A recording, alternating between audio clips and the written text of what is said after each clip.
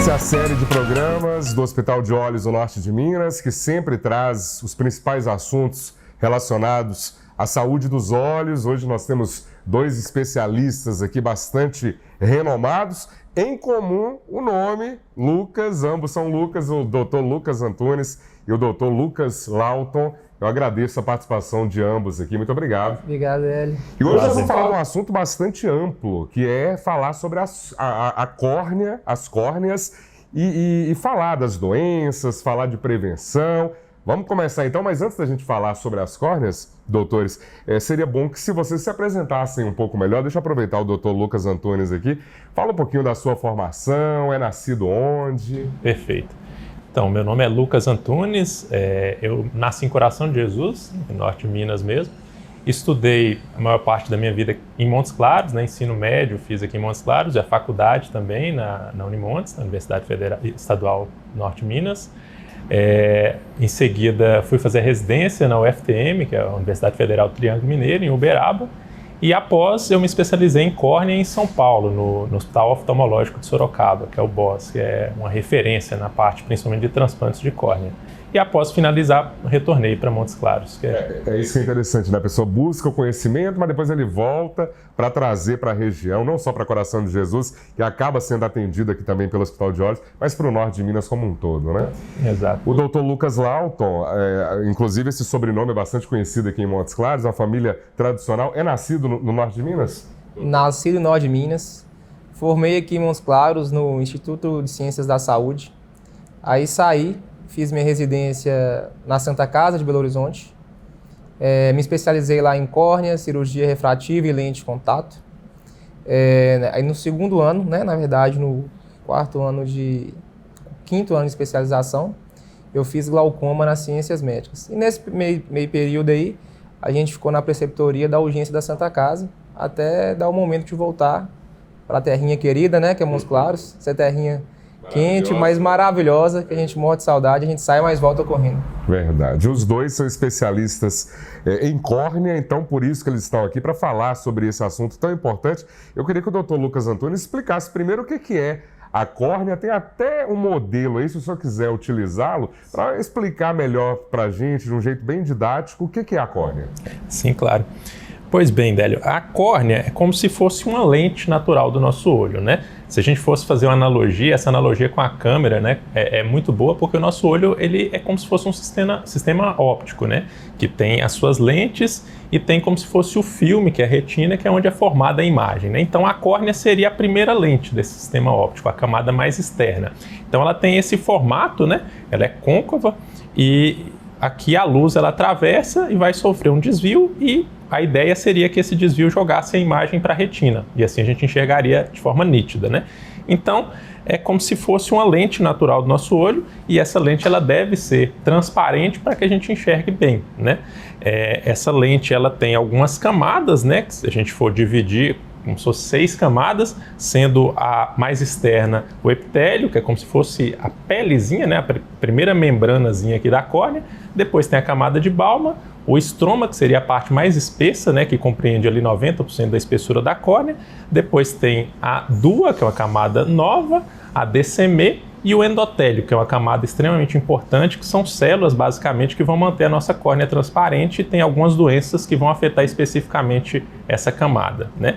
Então, para a gente ter uma qualidade de visão boa, essa lente ela tem que ter um formato adequado e tem que ter uma transparência também boa, né? Da mesma forma que a lente da câmera, se ela estiver suja, a imagem não vai ficar boa, né? A nossa córnea, se ela tiver alguma doença que altere a sua transparência, a visão também vai ficar ruim. A gente usando aí esse exemplo da tecnologia, se fosse uma câmera, né? Se ela perde ali o foco, é mais ou menos parecido com o problema. Na córnea também ela não pode perder esse foco. E é na córnea que se coloca a lente de contato? É exatamente nela? Porque é a parte mais externa, como o senhor estava dizendo. É isso mesmo, doutor? Sim, a gente usa lente de contato, né?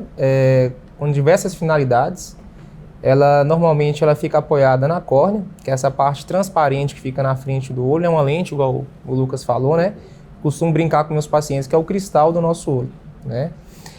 Outros tipos de lente ficam apoiados também na conjuntiva, que é essa parte branca, na esclera.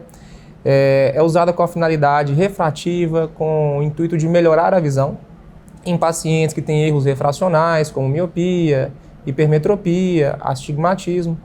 É usado em algumas doenças também, como ceratocone, degeneração marginal pelúcida. Pode ser usado pós-trauma em alguns pacientes que desenvolveram alguma cicatriz, em pacientes que tiveram alguma úlcera e ficou alguma opacidade nessa lente, aí atrapalha o paciente a enxergar. Então, com a lente em contato com a córnea, a gente regulariza um pouco o filme lacrimal. Nem todos os casos, né? Depende. A gente consegue obter uma melhor qualidade de visão.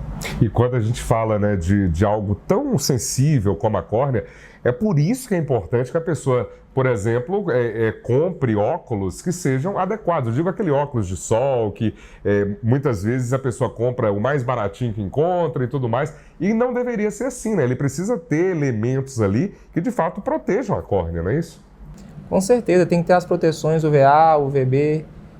De preferência sempre comprar em ótica, né? De preferência não, sempre comprar em ótica, porque tem óculos na internet também, né? Eu particularmente só em ótica. Tem muita gente que compra óculos falsificado, tem um camelô aqui, uns claros, chá popular, a gente não recomenda não. É o famoso barato que sai caro, barato né? que sai caro, com Foge certeza. disso. O quanto antes, ainda mais no norte de Minas, que a gente tem um sol para cada morador, então as pessoas acabam recorrendo a esses óculos de sol, mas precisa ter esses cuidados que já foram mencionados aqui.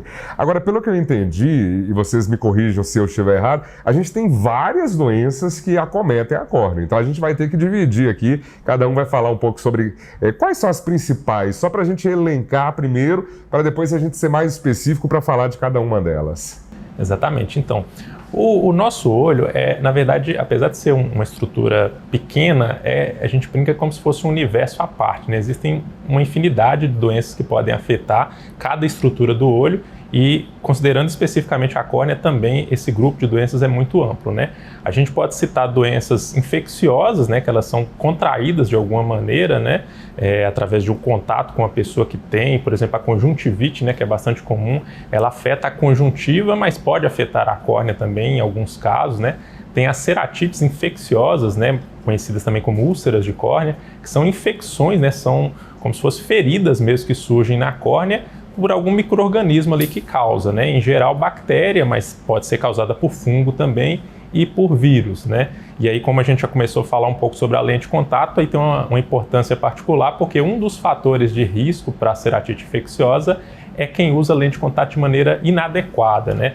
Muitas horas por dia, dorme com as lentes, né? Não faz a higienização adequada. Tem que tirar todo dia, né? O ideal não pode dormir com ela. O ideal é que sim. No caso, depende do tipo de lente, né? Mas assim, em geral, o ideal é 8, 10 horas por dia de uso, sempre retirar para dormir, né? Independente de qual a lente. E tem um descarte, né? Como se tivesse uma certa validade também. No caso da lente gelatinosa, em geral, esse descarte deve ser mensal, apesar de que hoje existem as lentes também de descarte diário, né? Que seriam até mais seguras, porque é uma lente nova a cada dia, né? No caso da lente rígida, a situação é um pouco diferente, que ela é um material que tem menor chance de proliferação de micro-organismos, né? Então ela permite um uso mais prolongado. Em geral, a gente recomenda a troca anual. Mas tem que ter toda a higiene também, tem que ser retirada para dormir. Dormir com as lentes aumenta em torno de 10 vezes o risco de ter infecção, né? Então é um fator de risco importante, né? Muitas vezes a gente pega no consultório paciente que às vezes chega com receio, porque já teve algum conhecido, né, que teve uma infecção, e acha que a lente é a principal vilã na história. Na verdade, não é a lente em si, é o uso inadequado da lente, né? Então, tendo os cuidados direitinho de higiene, de tempo de uso, de descarte, o risco de ter algum problema é muito baixo, né? Mas tem que ter esse cuidado. Dessas doenças infecciosas que o senhor falou aí, a conjuntivite acaba preocupando muito porque ela realmente é muito infecciosa, né? Quando um coleguinha leva para a sala de aula, então vira um problema, todo mundo passa a conviver com esse risco e é uma doença muito comum. Bastante comum, né? Extremamente comum. Até curioso que nesse período a gente viveu uma situação diferente por causa da pandemia, né? Acabou que por as pessoas precisarem afastar-se umas das outras, né? Diminuiu o contato, o uso de máscara, a gente notou uma diminuição bem significativa na ocorrência mesmo de conjuntivite, né? Todo ano tem aquele período... surtos diminuíram. Exatamente. Todo ano tem os períodos de surto, né? Que lota o consultório e a gente ficou nesse período de pandemia praticamente sem aparecer muito caso. Agora, como foi tendo um controle maior da pandemia, as pessoas passaram a ter maior contato, começou a voltar. Então agora, por exemplo, a gente está atendendo muito, está tendo um surto aí de conjuntivite, né? Principalmente por adenovírus, que é um vírus bastante comum e que tende a causar conjuntivites um pouco mais graves, né? Quadros mais arrastados, mais prolongados, que podem afetar inclusive a visão em si, né? Por causar um problema também na córnea, que a gente chama de infiltrado subepitelial. Então agora a gente está vivendo isso novamente, né? Mas é bastante contagioso, tá? A conjuntivite, a partir do momento que foi diagnosticado, o paciente tem que evitar o contato mesmo, ter bastante cuidado com a questão da higiene, né? Evitar levar as mãos aos olhos, lavar, uso de sabão, álcool, né? Não compartilhar toalha, travesseiro, né?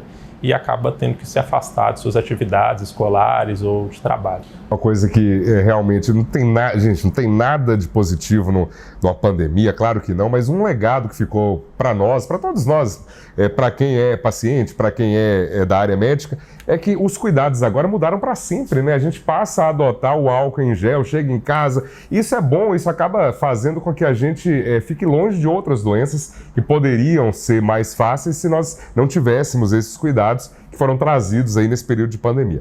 Eu queria que o Dr. Lucas, além desses aqui que o senhor falou, quais outras doenças assim que a gente pode destacar e que também são perigosas e que podem acometer a córnea?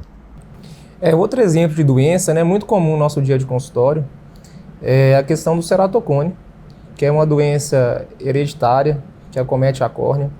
O próprio nome fala, né, cerato significa córnea e cone é cone mesmo, significa córnea na forma de um cone. É uma doença hereditária, a gente tem notado cada dia mais em crianças, em jovens. É uma doença que inicia na infância e normalmente ela para por si só até os 40 anos de idade. É uma das principais causas de cegueira que tem, se não tratada e acompanhada. Então, o diagnóstico é feito no consultório, Dênio. Então, assim, eu brinco com meus pacientes que o melhor tratamento é a prevenção, com a consulta de rotina. A gente nota pacientes queixando de dificuldade de enxergar, associado com altos graus de miopia, de astigmatismo. Os pacientes relatam troca frequente dos óculos. Então, assim, a gente tem aqui no Hospital de Olhos, né, uns aparelhos mais modernos que tem. Eu falo que é o padrão ouro para a gente fazer o diagnóstico, é o Pentacam, que é uma tomografia, e nos ajuda bastante, tanto no diagnóstico quanto no tratamento dessa doença. Ceratocone, é importante a gente falar dessa doença, porque, igual você estava dizendo, ela é cada vez mais frequente, né? Ela tem aumentado esses casos, mas ainda bem que a tecnologia, a medicina tem acompanhado bem e tem uma resposta. Além dessas aí, tem mais algumas assim que vocês poderiam citar? Eu acho importante, né? O Xará aqui falou muito bem das camadas da córnea. É uma doença que não é tão comum como o ceratocone, mas são doenças mais raras.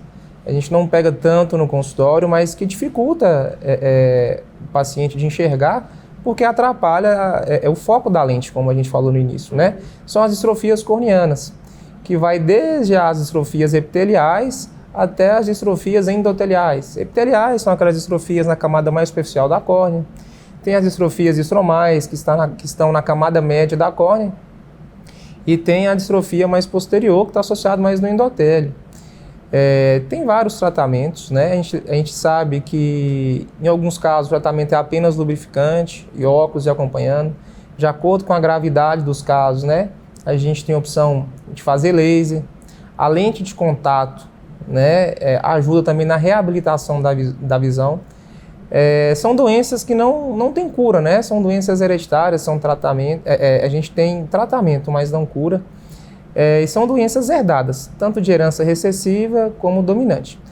E eu acho que vale a pena falar de uma específica, né, que é a distrofia de Fuchs, que ela acomete o endotélio.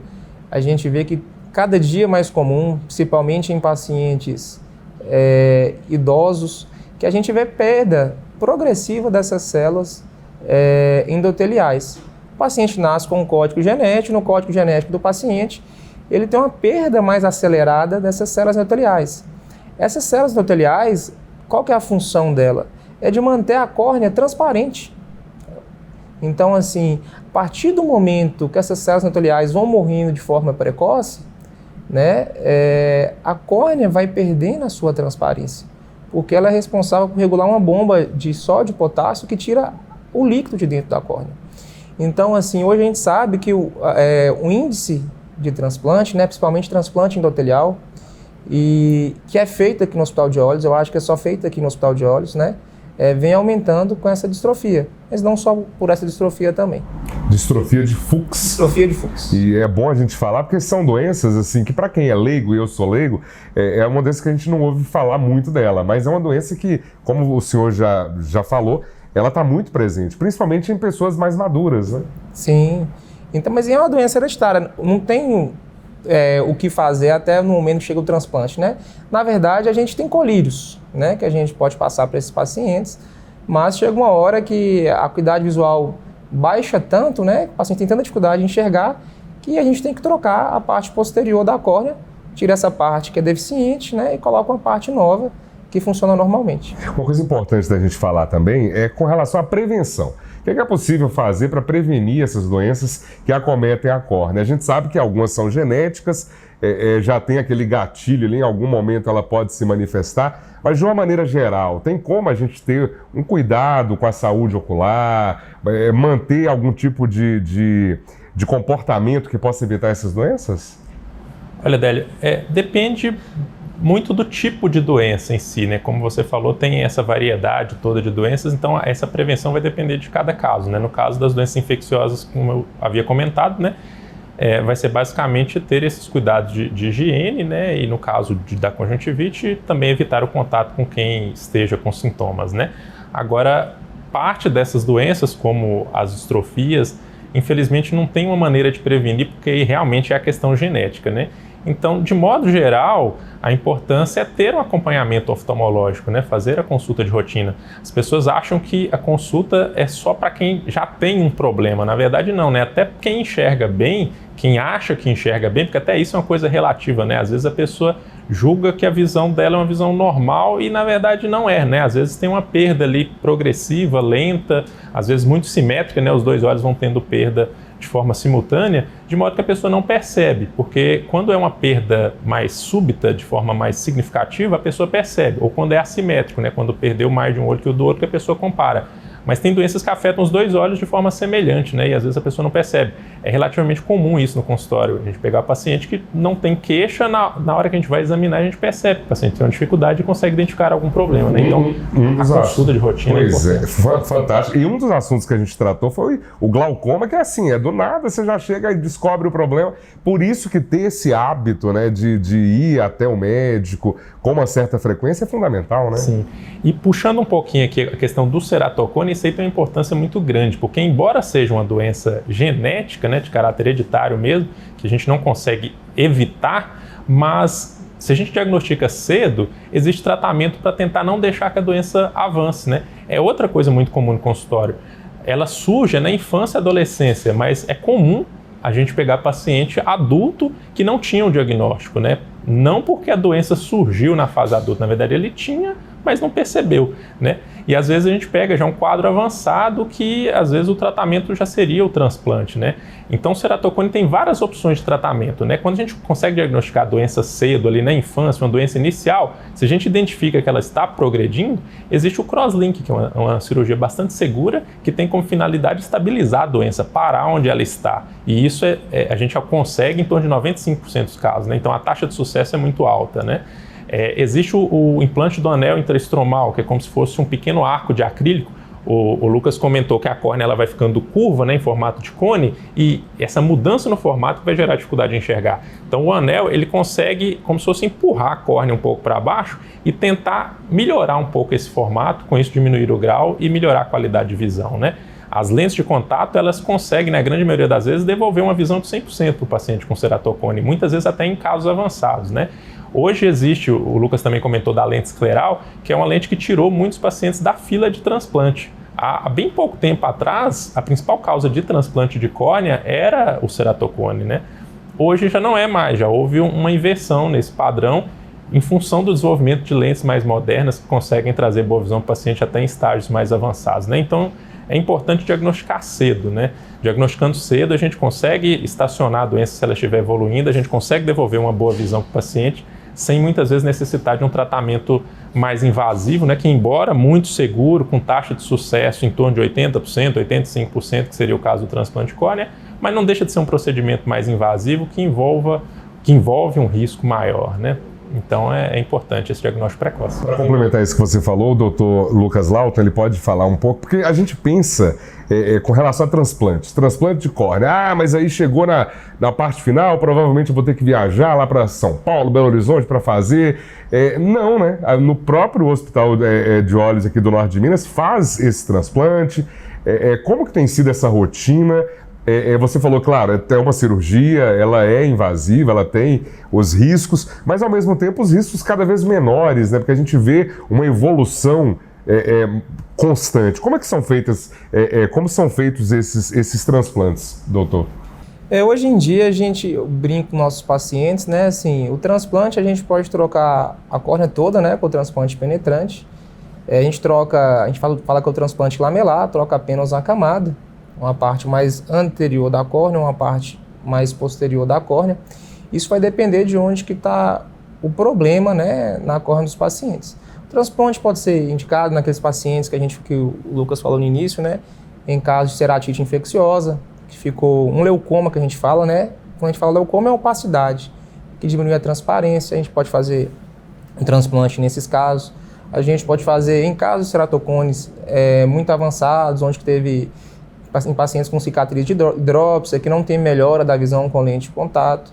Nos casos de distrofia de Fuchs, que eu falei.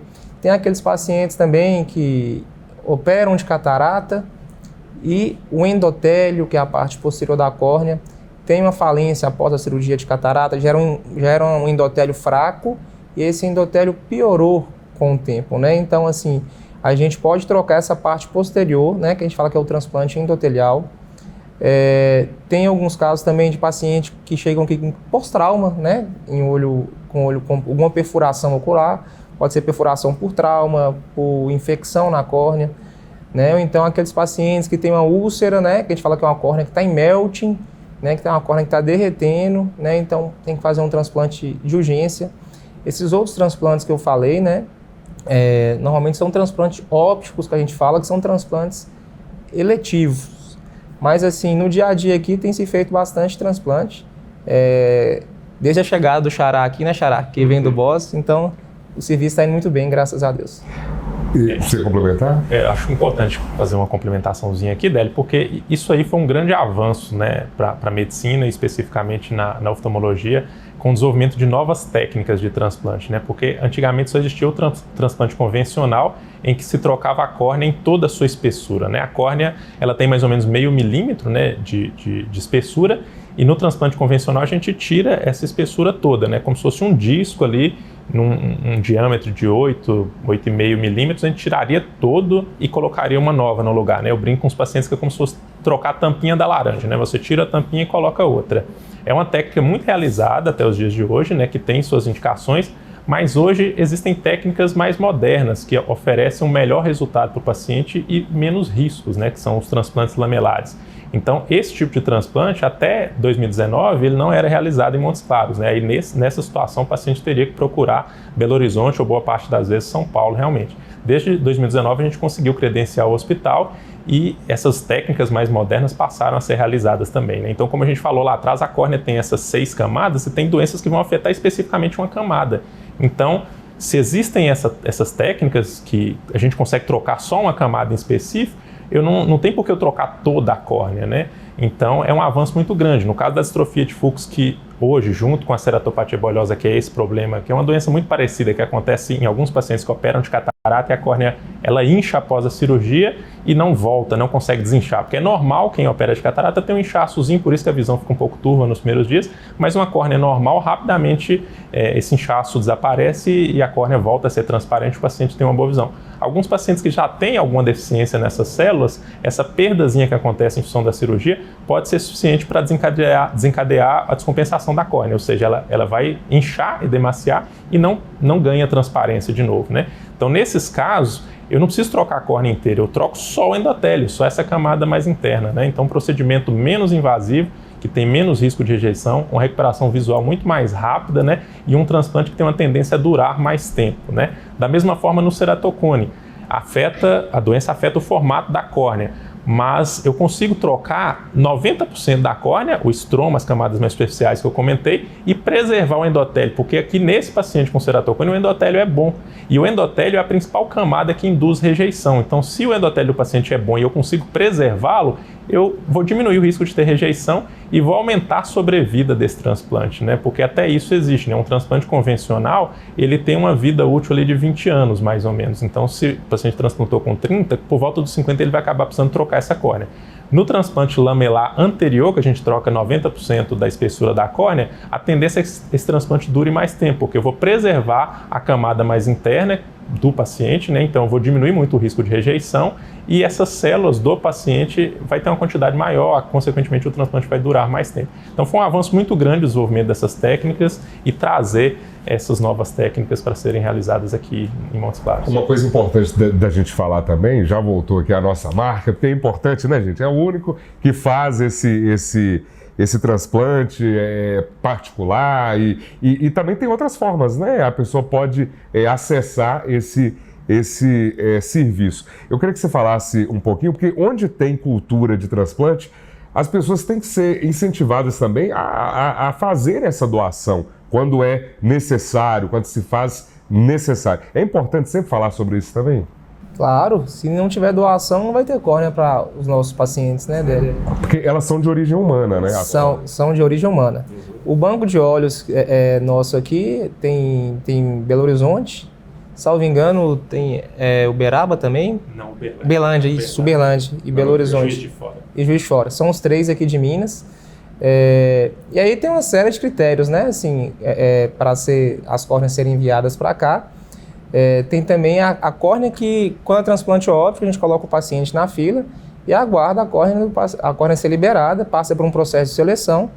A gente vai selecionar essas córneas, né? Se a córnea, assim, entre aspas, né, se a córnea é boa para transplante ou se não é. Isso é o transplante óptico, transplante eletivo. Agora, o transplante de urgência, como eu falei aqui mais cedo, um caso de uma ceratite infecciosa que tem perfuração, um caso muito grave, é aquele transplante que a gente faz de urgência, o paciente não perder a visão. Aí é aquela coisa, a gente pega a córnea que tem com a melhor qualidade que tem disponível no momento. Mas é muito importante ter a doação de órgãos, se não tiver, a gente não consegue entregar esses resultados para os nossos pacientes. Isso para cada um, né? Cada um de nós, né? Cada ser humano, cada brasileiro precisa falar com a família, olha, em caso, né, tal, pode doar tudo que for preciso. A gente tem que ter esse pensamento, né, até para além da morte, né? Porque de certa forma fica um pedacinho de nós em outras pessoas. Isso é fantástico ter essa consciência. Bom, o assunto nosso é um assunto que rende muito, a gente tem muito assunto aqui, mas eu queria que cada um deixasse agora uma mensagem final. A gente falou sobre as principais doenças, falamos o que é a córnea, falamos sobre transplante. O que mais que a gente pode acrescentar? Algo que ficou faltando? Córnea, assim, é muito extensa, a gente tem muitos temas, né? Outra coisa que tem é a questão da cirurgia refrativa, que é a correção de cirurgia, a cirurgia que a gente faz a laser para correção dos graus, né? Para deixar os pacientes independentes do uso de óculos. Mas isso não é doença de córnea, isso aí eu falo que é uma cirurgia, como se fosse uma cirurgia estética, né? Só serve para dar certo aos nossos pacientes e está melhorando a qualidade de vida mesmo e melhorando a autoestima do paciente. Eu uso óculos, né? Mas eu brinco com meus pacientes, querer não é poder, né?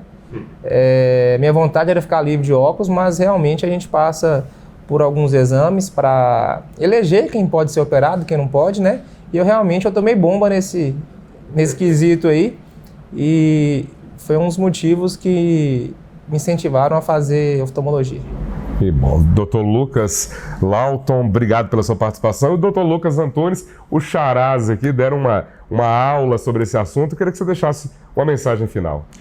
Eu acho que é importante a gente frisar novamente, Délio, essa questão da importância de ter um acompanhamento regular, mesmo naquelas pessoas que consideram ter uma boa visão, né? Porque já dizia o ditado, né, que prevenir é melhor que remediar, né? Então, a gente falou de inúmeras doenças aqui, tem muitas outras, né, que a gente poderia ter comentado que, embora algumas não tenham cura, mas a gente consegue tratar, a gente consegue estacionar e outras tantas a gente consegue até curar realmente, né, a partir de um diagnóstico precoce, de um tratamento adequado, né? Então, eu acho que a mensagem mais importante é essa, realmente, que é importante ter um acompanhamento de rotina, assim como existe aquele check-up, né, que Já existe meio que essa cultura na população de fazer avaliação de rotina, mesmo sem estar sentindo nada. Parte oftalmológica também é importante ter esse acompanhamento, né? Pelo menos uma vez ao ano, procurar um oftalmologista para ver se está tudo certo. Tá certo. E lembrando que essas doenças que não foram mencionadas aqui hoje serão em outros programas que a gente vai abordar, que é uma série que a gente está preparando com o maior capricho para abordar todos os assuntos. E você que vai nos acompanhar aqui, acompanha as redes sociais do Hospital de Olhos, certamente vai ter todas essas informações. Muito obrigado pela participação dos dois. Obrigado. Obrigado, Hélio. Até a próxima.